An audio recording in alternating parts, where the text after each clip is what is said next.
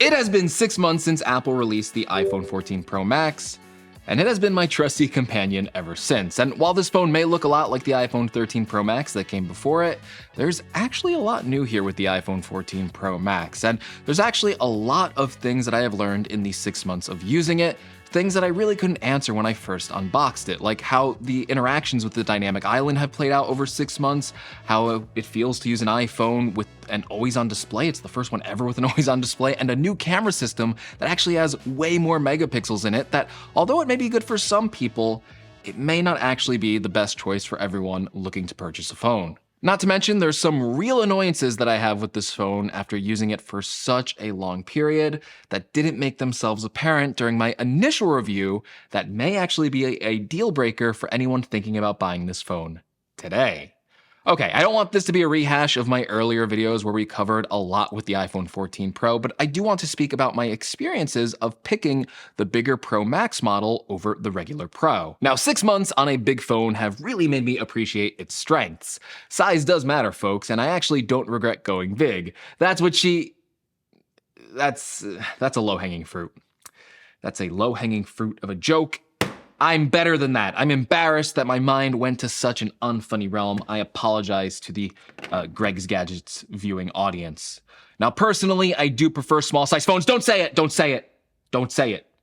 But the main reason I went for a bigger iPhone 14 Pro Max this year was to get better battery life, the best battery life possible in an iPhone 14. So yes, while at the time it was awkward to hold and use, especially one-handed, I think it was the right trade-off to make. Because listen, I'm not a typical user. I spend a lot of time, probably too much time on my phone, and I use apps that drain the battery like crazy, like live streaming on Twitch, using TikTok all the day, YouTube, and I'm usually streaming something on my phones at all times, like music, podcasts, or something to distract myself from the infinite void inside of myself. Okay, so maybe I am a typical user.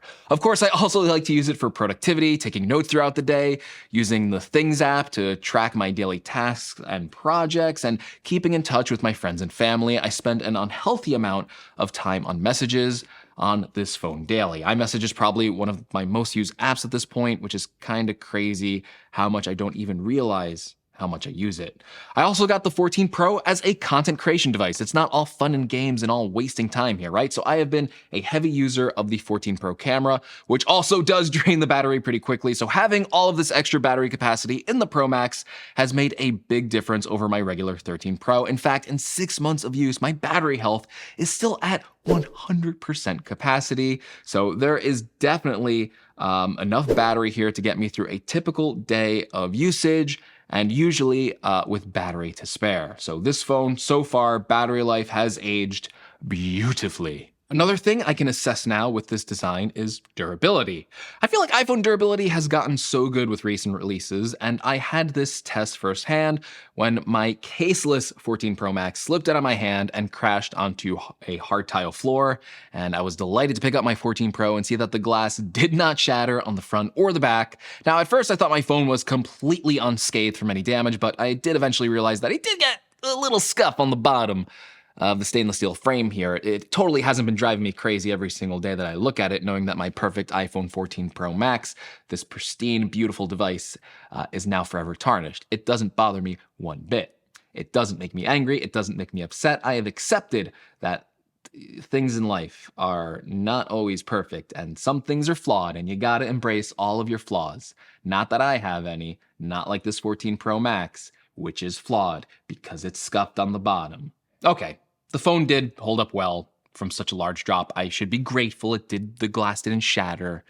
And I should also be grateful that the display, so far, knock on wood, has no visible scratches to me. Now, daily using the 14 Pro Max, I also appreciate how fresh the design is. Now, it's not like super fresh, I know that. I mean, come on. We've had this phone body design since the iPhone 12. But what has kept the phone fresh is that dynamic island. Visually alone, it is a big change from the notch, which I have been using since the iPhone 10. And not only does it look new with that design, it's actually a changing design element, which does help to this phone feeling newer for longer. That's because since its release, there have been plenty of third-party apps now that have been updated to use the dynamic island. So anytime you find a new app that takes advantage of it, it's always a nice little refreshing part of the phone. It kind of makes me happy to see like, okay, look, there's something new up there. The most useful app by far for me has actually been the Uber app, which I do use pretty frequently. I suffer from heightened levels of anxiety, which I feel like is pretty normal nowadays. It's why you relate to me so well and why I'm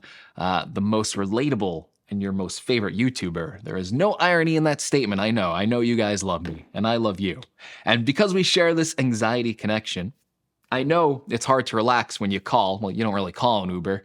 You kind of tap on the Uber and it comes to you. You summon an Uber. When you summon that Uber, if you're like me, you used to constantly check that app. Like if it was a 10-minute wait for that Uber, you would end up checking every minute just to make sure your Uber driver like didn't arrive outside like 20 minutes ago and is charging you a cancellation fee or worse, actually calling you to let you know that they've arrived. And then you have to have a conversation on the phone. You actually have to pick up the phone and start talking to someone, and that sends my anxiety spiking even more, so that's definitely a no-go. Well, thankfully, Uber has taken advantage of the dynamic island, and I kind of lost all that anxiety. Like, it just dawned on me. Like, I'm not checking the app anymore constantly because the Uber progression is always in the dynamic island. I can see how many minutes away my Uber driver is, or if I'm in another app and stuff, I can still see my driver's progression in the dynamic island.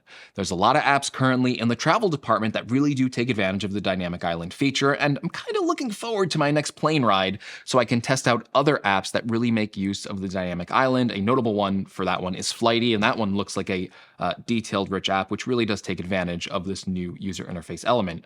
Of course, music, podcasts, and maps are still great in the dynamic island and have been since day one. The handy shortcuts to media controls or directions are a nice little time saver, and multitasking by quickly switching between active apps in the dynamic island is like a little nice power user thing to have. But still, let's be honest here, after 6 months of use, this feature, as much as I use it and as much as I like it, I don't think it's a necessity quite yet. There's still a lot of apps that I use daily that have no interaction with the dynamic island when they could. And I think a big reason for that is because not every iPhone that Apple sells comes with a dynamic island. The regular 14 models, they still got a notch. And until those regular models come with a dynamic island, I can't believe I'm saying dynamic island so much, we can go past a few update cycles to where, you know, when every phone has the dynamic island, it will become a standard feature. And then when it becomes a standard feature, I feel like more app developers will rely on this as a feature where they can showcase more information and, again, for quick and easy access to controls. So until that change comes, I feel like, you know, it's going to be a couple years before I can really say, okay, I need an iPhone with a dynamic island. Maybe I'll never say that, but here's to hoping. There's other big changes to the 14 Pro this year, right? Like the display is still a big 6.7-inch OLED display, which is great, but it does get really bright. 2000 nits of brightness in outdoor use. This phone, like, I can see my content in clarity in like direct sunlight. It's pretty good. It's also the first iPhone ever and the only iPhone with an always-on display. Now, when this phone launched 6 months ago, Apple's approach to the always-on display was our way or the highway. Meaning Apple took a very literal and direct approach to this feature where the user could still see their entire lock screen, down to the wallpaper they selected. And personally, while I know a lot of people hated this idea because it was kind of hard to get over the fact that it looked like your phone was literally always on, like no surprise, I liked it.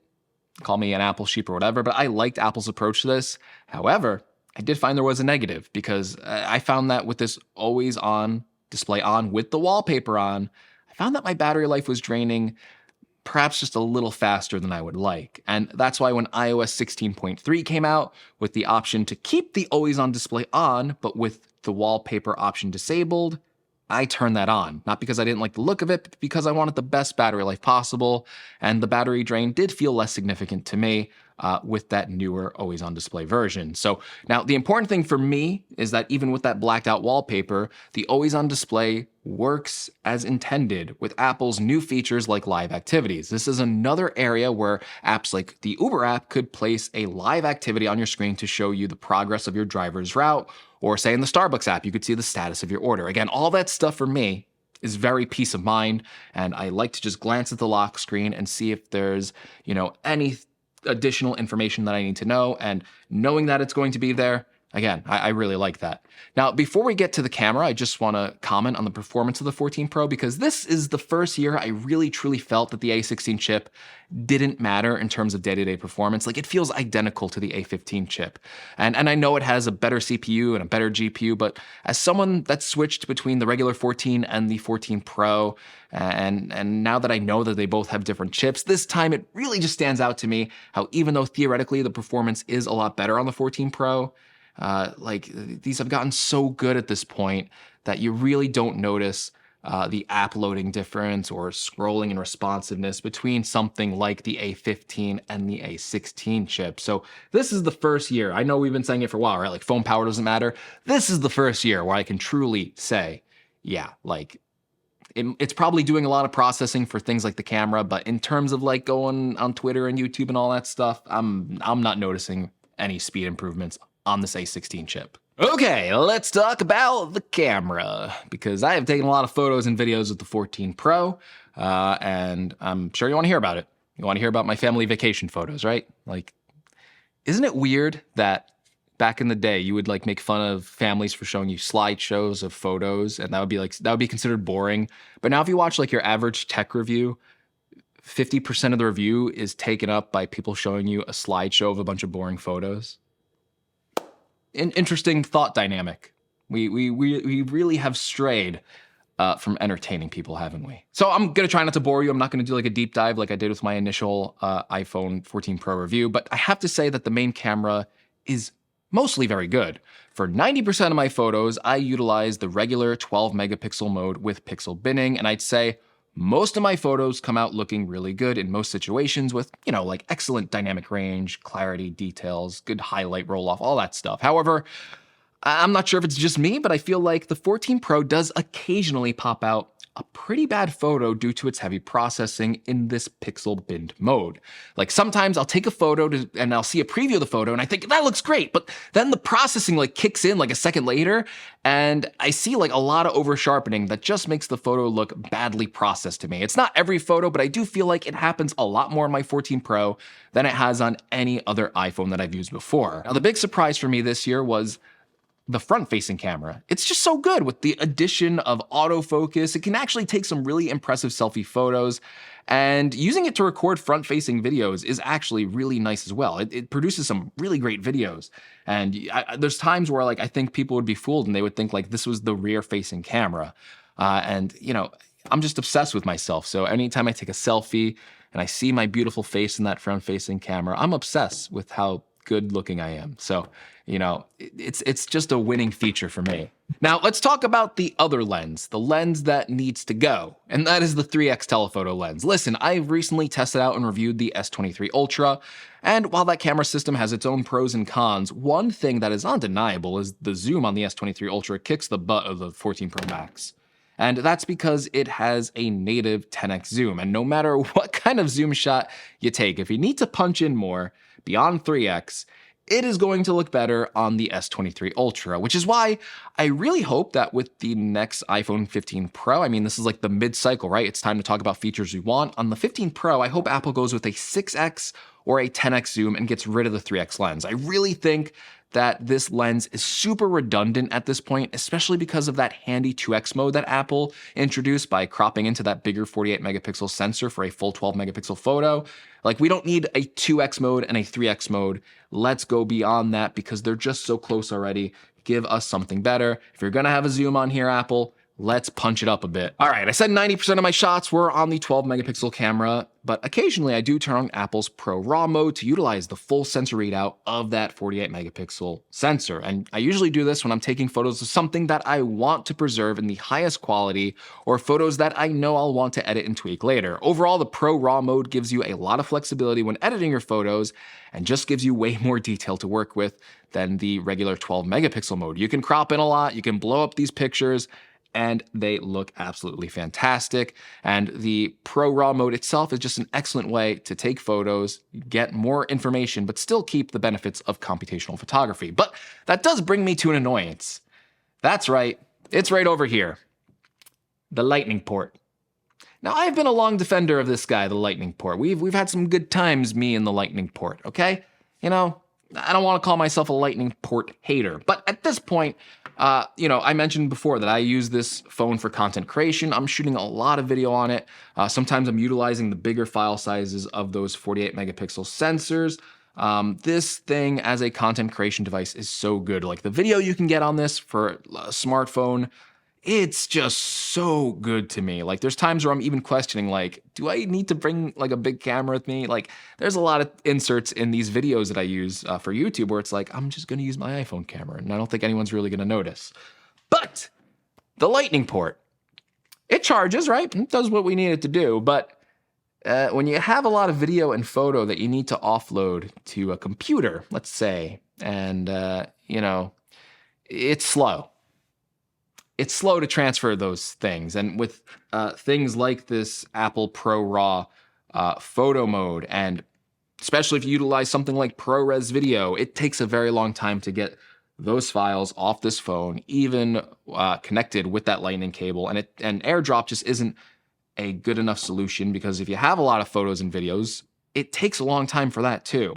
So what's the obvious solution here? Apple for the 15 Pro.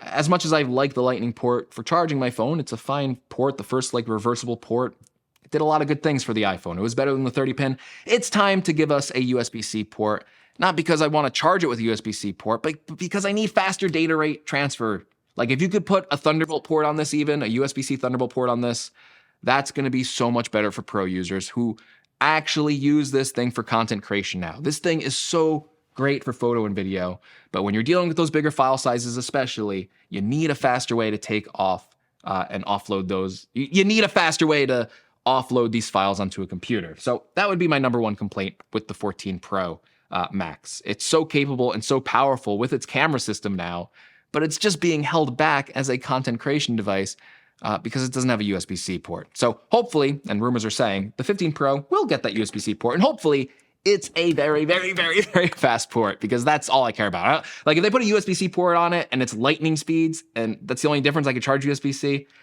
I'm gonna be so upset, because I just want faster data transfer rates. But yeah, overall, do I recommend the iPhone 14 Pro after 6 months of use?